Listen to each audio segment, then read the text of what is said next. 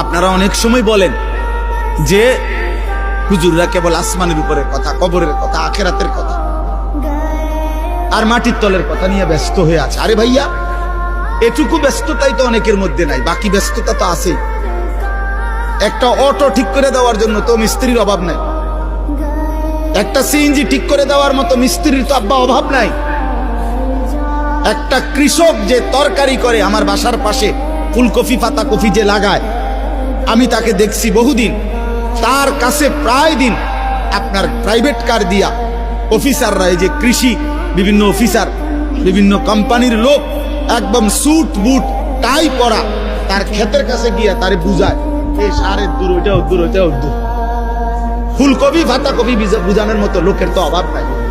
আপনি কি বুঝতে চান? দুনিয়া তো, দুনিয়া বুঝানোর মতো লোকের তো অভাব নাই বাবা।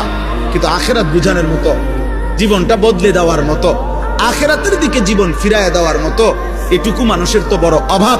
যে কয়জন আছে, এই কয়জনকেও যদি আপনারা বিদ্রুপ করে এই রাস্তা থেকে সরায় দেন, তো আখেরাত চিনাবে কি?